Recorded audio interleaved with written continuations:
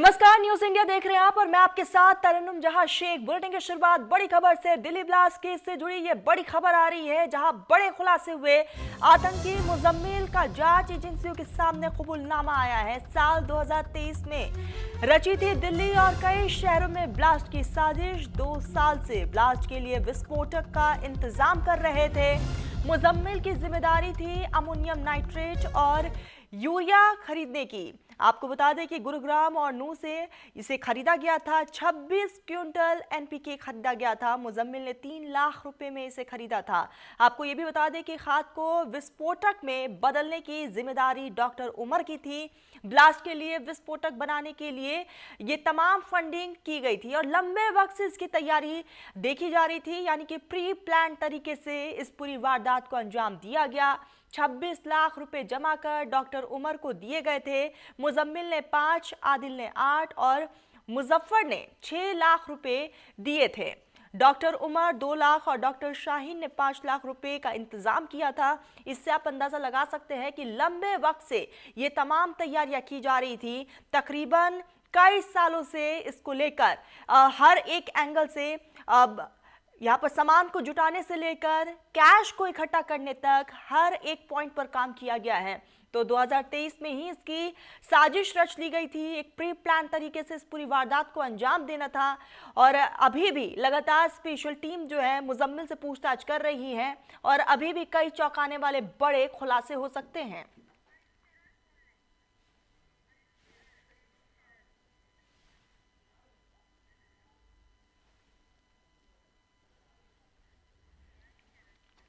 इसी बीच हमारे साथ क्राइम एडिटर अली शरर जुड़ चुके हैं। अली, हमने देखा कि 2023 से ही पूरे तरीके से प्री प्लान ढंग से इस पूरी वारदात को अंजाम देने की कोशिश थी और कहीं ना कहीं कई अब तक खुलासे हो चुके हैं।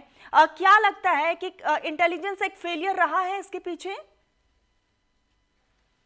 देखिए, बिल्कुल तरन्नुम, जो 10 तारीख को लाल किला कार ब्लास्ट मामला है, वो जो रणनीति तैयार की गई थी अभी की नहीं थी। 2 साल पहले साल 2023 में ही पूरी रणनीति तैयार की गई थी, जिसके बाद पहलगांव आतंकी भी हमला हुआ, उसके बाद लाल किला ब्लास्ट हुआ। तो इसके पूरे तार जुड़ते नजर आ रहे हैं। अभी जो फिलहाल केंद्रीय जांच एजेंसी एनआईए पूछताछ कर रही है डॉक्टर मुजम्मिल से, इसके अलावा डॉक्टर दानिश, आसिफ और शाहीन से जो पूछताछ चल रही है, उसके आधार पर बहुत बड़े इनपुट निकल के सामने आ रहे हैं। 26 लाख रुपए इन लोगों ने आपस में कलेक्ट किए थे, जो कि मोहम्मद उमर को दिए थे और वहां से बाकायदा विस्फोटक की सामग्री बरामद हुई है। जो विस्फोटक सामग्री खरीदी गई थी, हरियाणा से इसकी खरीदारी की गई थी और एक आटा चक्की जो बंद पड़ी थी, वहां पर पीस कर इस सामग्री को बाकायदा बॉम्ब सामग्री में तब्दील किया जा रहा था। ये अभी तक का खुलासा हुआ है। बड़ी बात यह है कि इसमें डॉक्टर शाहीन की भूमिका बेहद संगीन निकल के सामने आ रही है, क्योंकि डॉक्टर शाहीन ने जो विदेशी दौरे किए थे, 2 बार पाकिस्तान भी डॉक्टर शाहीन गई थी। क्यों गई थी, इसके पीछे की क्या वजह थी, फिलहाल जांच एजेंसियां आमने सामने बिठा करके पूछताछ कर रही हैं। अभी भी एनआईए की कस्टडी में मौजूद हैं चारों आतंकी आरोपी। फिलहाल उनसे पूछताछ चल रही है। तरन्नुम, बिल्कुल अली, लगातार पूछताछ हो रही है और अब तक कई चौंकाने वाले खुलासे भी हुए हैं, लेकिन कहीं ना कहीं इससे हम दरकिनार नहीं कर सकते हैं कि लंबे वक्त से प्लानिंग थी। और सबसे बड़ी बात, इस कबूलनामे में एक बात और साफ आई है, न सिर्फ राष्ट्र राजधानी दिल्ली बल्कि कई शहर इनके निशाने पर थे।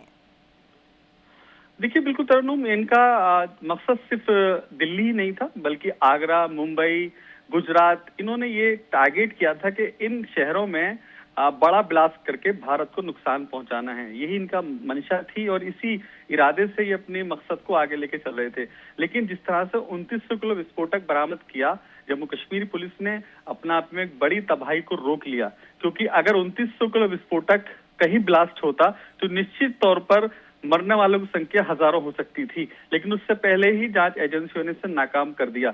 लेकिन बड़ी बात यह है, साल 2023 से पूरा मामला चल रहा था, पूरी एक रणनीति तैयार हो रही थी। तो उस समय कहीं ना कहीं जांच एजेंसियों का फेलियर साबित हो रहा है, क्योंकि घटना के बाद ही तमाम तार जुड़े। हालांकि जिस तरह से 29 किलो विस्फोटक 9 नवंबर में गिरफ्तार कर लिया गया था डॉक्टर मुजम्मिल को, और उसके पास से बड़ी सामग्री बरामद हुई थी।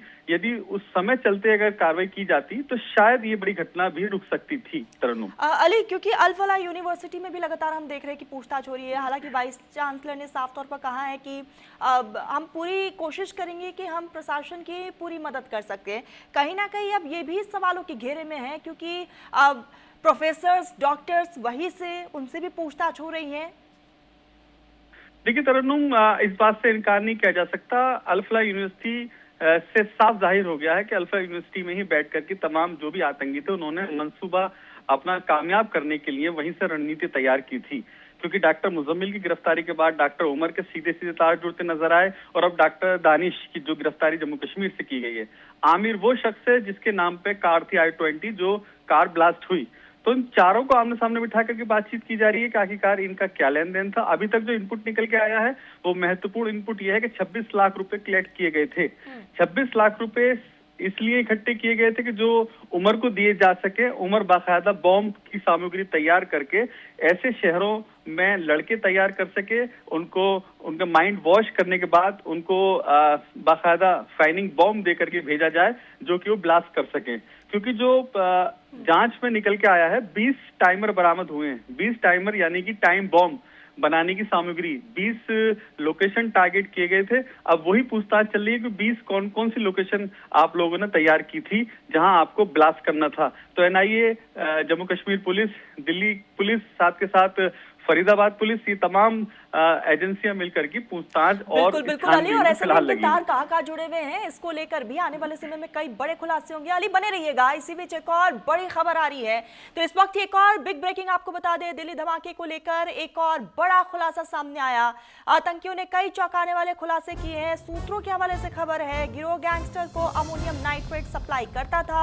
डॉक्टर मुजम्मिल के घर से अमोनियम नाइट्रेट बरामद हुआ है, और आज अल फलाह यूनिवर्सिटी के आसपास भी सर्च ऑपरेशन को तेज कर दिया गया है। तो अल फलाह यूनिवर्सिटी में इससे पहले भी तफ्तीश की जा चुकी है, और हमने वो तस्वीरें भी देखी कि अल फलाह यूनिवर्सिटी के हेडक्वार्टर जो कि ओखला में मौजूद है दिल्ली के, वहां पर भी तहकीकात की गई है। तो एक-एक करके लगातार तफ्तीश जारी है। अली हमारे साथ लगातार बने हुए हैं। अली, एक-एक करके बड़े और चौंकाने वाले खुलासे हो रहे हैं, लेकिन सवालों के घेरे में बार बार वो अल फलाह यूनिवर्सिटी है। देखिए तरन्नुम, जैसे कि मैं अभी आपसे जिक्र कर रहा था, अल फलाह यूनिवर्सिटी आतंक का अड्डा साबित हो चुकी है। इसी के मद्देनजर तमाम आसपास के इलाकों को सर्च किया जा रहा है। इसमें बड़ी भूमिका नू इलाके की भी है। वहाँ नू क्योंकि इलाके में ये डॉक्टर मुजम्मिल लंबे वक्त रहा है, तो वहाँ पे भी पूछताछ चल रही है, और उन इलाकों को सर्च किया जा रहा है कि कहीं ऐसा तो नहीं कि अभी भी विस्फोटक किसी के कहने पर किसी के पास रखा हो, या कहीं ऐसी जगह स्थान पर छुपाया गया हो जहां से बाद में लेने की प्लानिंग हो। तो ऐसे अभी बहुत सारे सवाल हैं जिनके जवाब ढूंढने के लिए एनआईए की 12 टीमें अभी भी सर्च ऑपरेशन चला रही हैं। तरन्नुम, ठीक अली, बने रहिएगा, आऊंगी मैं आपके पास। इसी बीच एक और बड़ी खबर आ रही है। जम्मू के